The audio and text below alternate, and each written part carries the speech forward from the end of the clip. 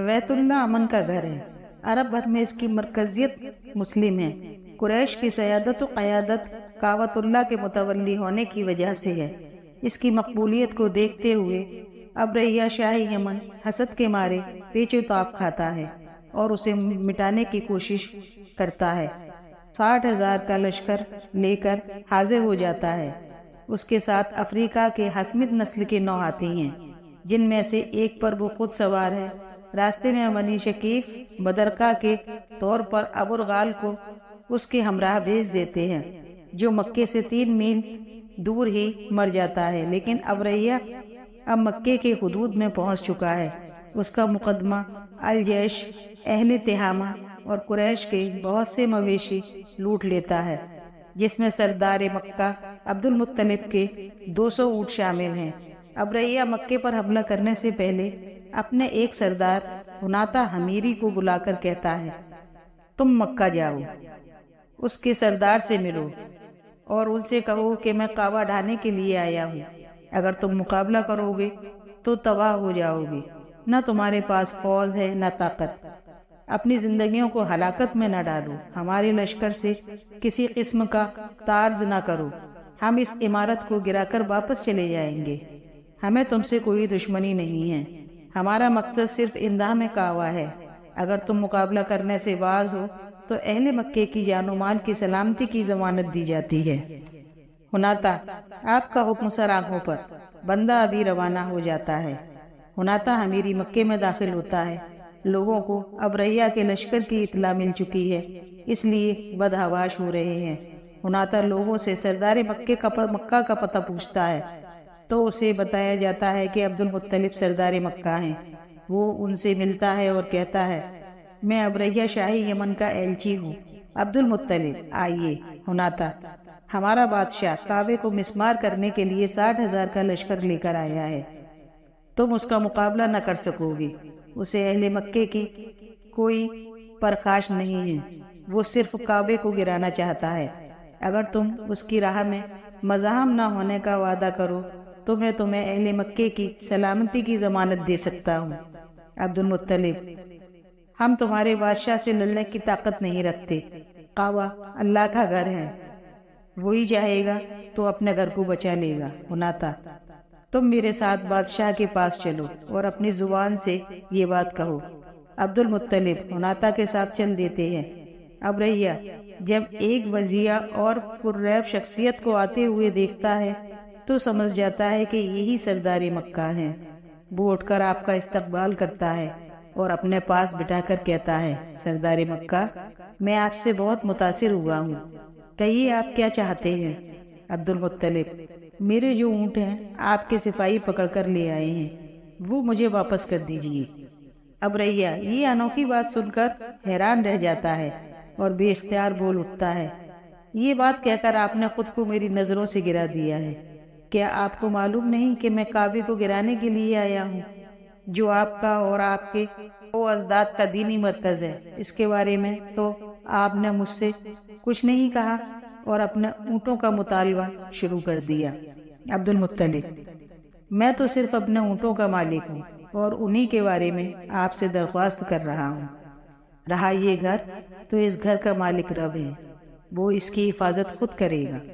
ابرحیہ، وہ بھی اس کو مجھ سے نہ بچا سکے گا۔ عبد المطلب، آپ جانیں اور وہ جانیں۔ ابرحیہ آپ کے اونٹ واپس کر دیتا ہے اور آپ مکہ لوٹ آتے ہیں۔ اہل مکے پر خوف و ہراس کی لہریں دوڑ گئی ہیں، کسی کو کچھ نہیں سوچتا، ہر شخص یہی سوچ رہا ہے کہ اب کیا ہوگا۔ اتنے میں عبد المطلب واپس آ کر اعلان کرتے ہیں کہ سب لوگ اپنے اہل و عیال کو لے کر پہاڑوں میں چھپ جائیں اور شہر خالی کر دیں تاکہ ان کا قتل عام نہ ہو۔ لوگ بدحواشی میں اپنے گھر خالی چھوڑ کر پہاڑوں میں چھپ گئے ہیں اور عبد المطلب چند سربراہ قریشیوں کے ساتھ حرم میں داخل ہو جاتے ہیں۔ خانہ کعبے میں اس وقت 360 بت تھے۔ اندرونی دیواروں پر حضرت ابراہیم اور حضرت اسماعیل علیہ السلام کی تصویریں بنی ہوئی تھیں۔ ان کے ہاتھوں میں پانسے کے تیر دکھائے گئے تھے۔ سب سے بڑا بت حول تھا، جسے ضعف کعبے میں نصب کیا گیا تھا۔ یہ عقیق احمر کا انسانی شکل کا ایک مجسمہ تھا۔ اس کا بایاں ہاتھ ٹوٹا ہوا تھا، لیکن قریش نے اس کی بجائے سونے کا ہاتھ لگوا دیا تھا۔ اس کے سامنے 7 تیر رکھے رہتے تھے جن پر پجاری قرآن اندازی کیا کرتے تھے۔ اوصاف و نائلہ زمزم کی جگہ پر تھے۔ قریش ان کے پاس قربانیاں دیا کرتے تھے۔ قریش کا ایک بت مناف تھا۔ اس کے علاوہ ان کے ہر گھر میں چھوٹے موٹے کئی بت موجود تھے۔ اگر کوئی گھر اصنام اور اصنام پرستی سے خالی نہ تھا، پجاریوں نے یونانیوں کی طرح باقاعدہ علم الاصنام کا جال پھیلا رکھا تھا۔ جب کوئی آدمی سفر ہو جاتا تو اپنے گھروں میں رکھے ہوئے بے جان اور بے حس معبود کو بطور ترک کے مسح کر کے جاتا، اور جب واپس لوٹتا تو سب سے پہلے اسے مسح کرتا۔ ان کا ایک بت عزا تھا۔ لات اور منات بھی ان کے معبود تھے، جنہیں یہ خدا کی بیٹیاں کہا کرتے تھے، اور انہیں یقین تھا کہ یہ ان کی شفاعت کریں گی۔ مکے میں بت پرستی کا بانی عمرو بن لہمی تھا، جس نے بنو جرہم سے قاوت اللہ کی تولیت چھین لی تھی۔ اس وقت صاحبہ، وسیلہ، وہیرہ اور حامیہ کی رسمیں زور و شور پر تھیں، لیکن ان معبودوں کے ہوتے ہوئے بھی جب ابریا کا لشکر دکھائی دیا تو سب خانہ کعبے کے پردوں اور کندوں کو تھام کر کھڑے ہو گئے۔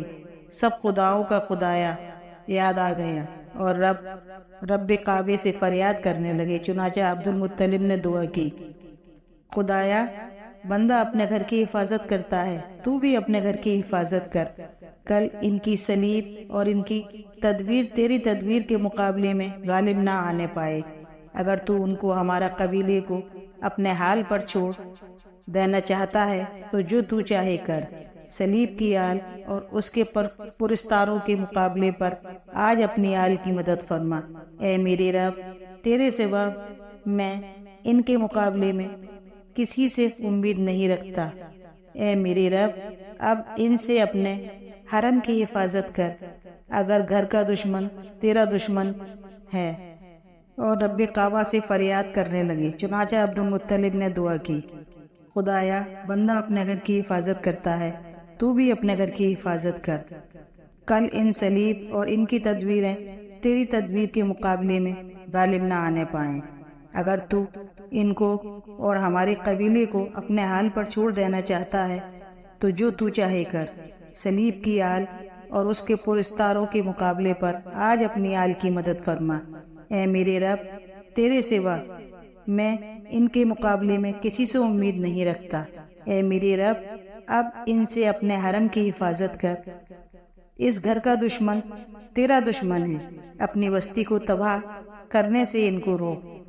اس دعا کے بعد عبد المطلب اور ان کے ساتھی پہاڑوں میں روپوش ہو جاتے ہیں۔ دوسرے دن کا آفتاب ابریا کو مہمیت ہاتھی پر سوار کعبے کی طرف 60,000 لشکر کے ساتھ بڑھتے ہوئے دیکھ کر حیران رہ گیا۔ کعبے کی حفاظت کے لیے کوئی انسان موجود نہیں ہے، شہر خالی پڑا ہوا ہے، اور ابریا بڑی آن وان سے بڑھتا آ رہا ہے۔ ابریا کا ہاتھی جیوں ہی ایک خاص حد میں داخل ہوتا ہے، یکیک بیٹھ جاتا ہے، اسے انکش مارے جاتے ہیں، بتروں سے کچوکے دیے جاتے ہیں، وہ زخمی ہو جاتا ہے، مگر کعبے کی سمت ایک قدم تک نہیں اٹھاتا، لیکن اگر الٹے پاؤں پھرایا جائے تو بھاگنے لگتا ہے۔ انسان کعبے کی قدر اور رب کعبے کی قدرت سے غافل ہے، لیکن ہاتھی اس کو خوب جانتا ہے۔ انسان سرکش اور باغی ہے، مگر ہاتھی میں سرکشی اور بغاوت کی ہمت نہیں ہوتی۔ وہ مار کھاتا ہے لیکن آگے نہیں بڑھتا، گویا وہ زبان بے زبانی سے کہہ رہا ہے، کمبختو، میں اتنا طاقتور ہونے کے باوجود 1 انچ آگے بڑھنے کی طاقت نہیں رکھتا۔ تم کون ہو جو کعبے کو مسمار کرنے کا ارادہ رکھتے ہو؟ مجھے دیکھو، عبرت حاصل کرو اور واپس لوٹ جاؤ۔ جو کچھ میں دیکھتا ہوں نہ تم اسے دیکھ سکتے ہو نہ میں تمہیں بتا سکتا ہوں، لیکن ابریا اور اس کے سپاہی تو مقابلے میں میدان کو خالی دیکھتے ہیں، کوئی نظر نہیں آتا ہے۔ ہاتھی کو بار بار کچوکے دیے جاتے ہیں، وہ چنگاڑنے لگتا ہے لیکن آگے نہیں بڑھتا۔ اتنے میں آسمانوں پر پرندوں کے جھنڈ دکھائی دیتے ہیں جو چوچوں میں کنکریاں لیے ہوئے ہیں۔ وہ چشم و جن سے ابریا کے لشکر پر محیط ہو کر سنگریزوں کی بارش شروع کر دیتے ہیں۔ یہ سنگریزے قہر الہی کے تیر ہیں، جس پر گرتے ہیں اس کا جسم گلنا شروع ہو جاتا ہے اور تڑپ تڑپ کر سخت اذیت کے عالم میں جان دے دیتا ہے۔ اب ریا کا جسم ٹکڑے ٹکڑے ہو کر گر رہا ہے، جہاں سے کوئی ٹکڑا گرتا ہے وہاں سے پیپ اور لہو بہنے لگتا ہے۔ لشکر افراتفری کے عالم میں یمن کی طرف بھاگتا ہے۔ جب بگدڑ میں کوئی ادھر گرتا ہے تو کوئی ادھر، لوگ گر رہے ہیں، تڑپ رہے ہیں، مر رہے ہیں، اور قریش پہاڑوں میں پناہ لیے ان کا تماشا دیکھ دیکھ کر رب کعبہ کی قدر اور قدرت کے قائل ہو رہے ہیں۔ ابو قیس کہتا ہے، اٹھو اور اپنے رب کی عبادت کرو اور مکہ و منا کی پہاڑیوں کے درمیان بیت اللہ کے کونوں کو مسح کرو۔ جب عرش والی کی مدد تمہیں پہنچی تو اس نے بادشاہ کے لشکروں کو اس حال میں پھیر دیا کہ کوئی خاک میں پڑا تھا اور کوئی سنگسار کیا ہوا تھا۔ یہ واقعہ عام الفیل کے نام سے مشہور ہے۔ اس کا ذکر قرآن مجید میں سورہ فیل کے نام سے موجود ہے۔